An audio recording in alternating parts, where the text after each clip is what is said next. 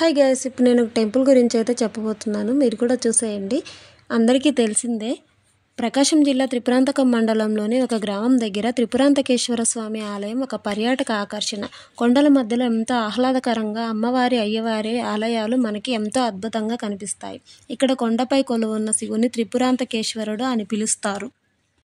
కొండ దిగువన వెలసిన అమ్మవారిని బాలా త్రిపుర సుందరీదేవి అని పిలుస్తారు. ఇక్కడ చాలా ప్రశాంతమైన ఆహ్లాదకరమైన వాతావరణం మనకి కనిపిస్తుంది. అలనాటి కట్టడాలకు నిదర్శనంగా మిగిలిన ఈ త్రిపురాంతకేశ్వర స్వామివారి ఆలయం దేశంలో మరెక్కడా లేని విధంగా శ్రీచక్రపీఠంపై నిర్మించబడింది. ఈ క్షేత్రం త్రిపురాసురుడు అనే రాక్షసుడు సంహరణార్థం. త్రిపురాసురుడు అనే రాక్షసుడు అంతం కాబడ్డ ప్రదేశం కాబట్టి త్రిపురాంతకం. అంతం చేసిన స్వామివారు కాబట్టి త్రిపురాంతకేశ్వరుడు. ఈ దేవాలయము రాక్షస నిర్మాణం అని శాసనాధారం. రాజులు దేవతలు నిర్మించిన దేవాలయం మనం చూస్తుంటాం. ఈ కొండపైకి రావడానికి మెట్ల మార్గం కూడా ఉంటుంది, రోడ్డు మార్గం కూడా ఉంటుంది. కొండపై ఉన్న గుడి పక్కనే శ్రీశైలం వెళ్లే సొరంగ మార్గం కూడా ఉంది. దాన్ని చీకటి గది అనేవారు అప్పట్లో. ఈ గుహ నుండి 24 కిలోమీటర్లు భూగర్భ మార్గంలో వెళ్తే శ్రీశైలం వెళ్ళవచ్చు అంటారు. లోపల అంతా చీకటిగా ఉంటుంది. ఇప్పుడైతే వెళ్ళడానికి మార్గం లేదు. నా వీడియోస్ ఎవరైనా కొత్తగా చూస్తున్నట్లయితే ముందుగా సబ్స్క్రైబ్ చేసుకోండి. ఈ టెంపుల్ అయితే చాలా బాగుంటుంది. శివయ్య బోలా శంకరుడు కదా, ఆయన దర్శనం చేసుకుంటే మనకి ఎలాంటి కోరికలైనా తీరుతాయి అని నమ్మకము. మేము శివరాత్రికి వెళ్ళాము. అక్కడ ఫుల్ రష్గా ఉంది, అందుకు టెంపుల్లో తీయడానికి వీడియో కుదరలేదు నాకు. అక్కడ అయిపోయిన తర్వాత టెంపుల్ చూసుకున్నాము. ఆ తర్వాత కిందకి వెళ్ళాము. అక్కడ అమ్మవారి టెంపుల్ ఉంది. బాలా త్రిపుర సుందరి దేవి అమ్మవారు అక్కడ స్వయంభూ వెలిసింది. పూర్వం తారక ఋషులు ఈ ప్రాంతాన్ని ఏలేవారు. వాళ్ళని సంహరించడం కోసం మహాశివుడు ఇక్కడ ప్రత్యక్షమై వారితో యుద్ధానికి దిగుతారు. ఆ యుద్ధంలో శివయ్యకి తగినంత శక్తి లేకపోవడం వల్ల పార్వతీదేవిని కరుణ కోరుతారు. పార్వతీదేవి బాలా త్రిపుర సుందరిగా ప్రత్యక్షమై ఇక్కడ శివయ్యకి తోడుగా యుద్ధం సహకరించడం జరిగింది. ఇక్కడ కనపడుతున్న ప్రతిరూపాలన్నీ అమ్మవారి ప్రతిరూపాలు. ఇక్కడ రక్తపు పాత్ర అని ఉంటుంది. దాని స్పెషాలిటీ ఏంటో చూద్దాం. దానికి పసుపు కుంకుమ బొట్లు పెట్టారు. అక్కడ జంతు బలులు జరిగాయంట దానిలో ఇంతకు ముందు పూర్వంలో.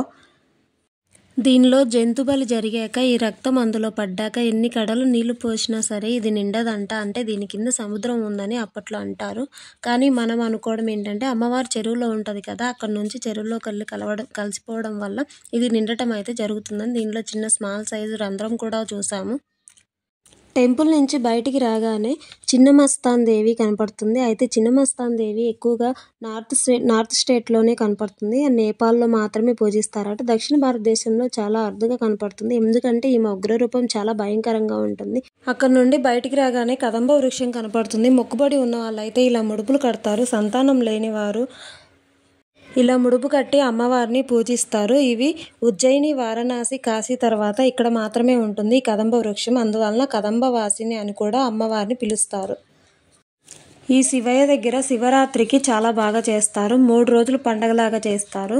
ఫస్ట్ రోజు అయితే జనాలు బాగా ఉంటారు. తర్వాత 2వ రోజు 3వ రోజు కూడా ఉంటుంది. 3వ రోజు అయితే తేరు పండగ అంటారు మా సైడు. రథము ఉంటుంది కదా, ఆ రథాన్ని అయితే ఊర్లో తిప్పుతారు. కొండ దగ్గర నుంచి సత్రాల వరకు షాపింగ్లు అయితే ఉంటాయి. అన్ని షాప్స్ ఉంటాయి. మనకి ఏది కావాలంటే తీసుకోవచ్చు. మా వాళ్ళైతే ఇక్కడ ఫ్లవర్ వాజ్లు బేరం ఆడుతున్నారు.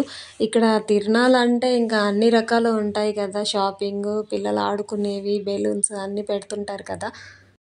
ఇక్కడ సత్రాలు కూడా ఉంటాయి. దూరం నుంచి వచ్చే వాళ్ళకి రూమ్స్ కూడా అవైలబుల్ ఉంటాయి. చాలా సత్రాలు ఉంటాయి. దూరం నుంచి వచ్చే వాళ్ళైతే 3 రోజులు ఇక్కడే స్టే చేసి చూసుకుంటారు దేవుణ్ణి. ఫస్ట్ డే అయితే చాలా రష్ ఉంటుంది. ఆ రోజు సాయంత్రం అందరూ దర్శనం చేసుకొని నైట్ అక్కడే జాగరణ చేస్తారు. మరుసటి రోజు మళ్ళీ దర్శనం చేసుకొని వెళ్తుంటారు. ఇక్కడ చాలా గేమ్స్ కూడా ఉంటాయి ఆడడానికి.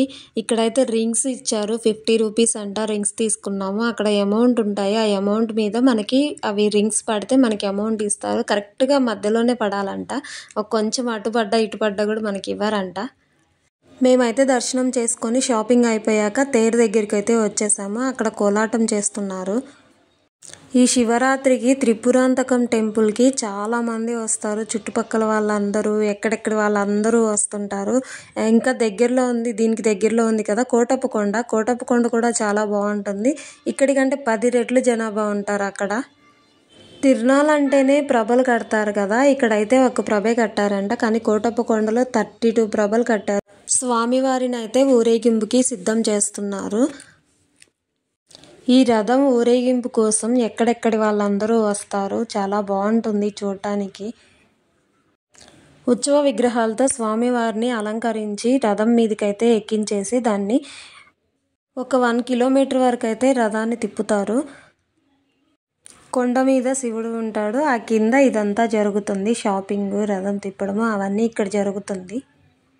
నా వీడియోస్ ఎవరైనా కొత్తగా చూస్తున్నట్లయితే సబ్స్క్రైబ్ చేసుకోండి. ఇలాంటి మరెన్నో కొత్త కొత్త విషయాలు తెలుస్తూ ఉంటాయి కదా. ఆ రథం తిరిగే టైంలో స్వామివారికి ప్రసాదాలు అవి ఏర్పాటు చేస్తారు. టెంకాయలు అవన్నీ, పసుపు కుంకుమ అవి అందజేస్తారు స్వామివారికి. చాలామంది పూలతోటి చాలా బాగా డెకరేషన్ అయితే చేశారు. మేమైతే అప్పుడప్పుడు వస్తూ ఉంటాము తిరునాళ్ళకి. ఫైనల్లీ చెరుకులు అయితే తీసుకున్నాము. నా వీడియో మీకు నచ్చినట్టయితే లైక్ చేయండి, షేర్ చేయండి, సబ్స్క్రైబ్ చేసుకోండి. మళ్ళీ మరొక వీడియోతో మీ ముందుంటాను. Thank you friends, bye.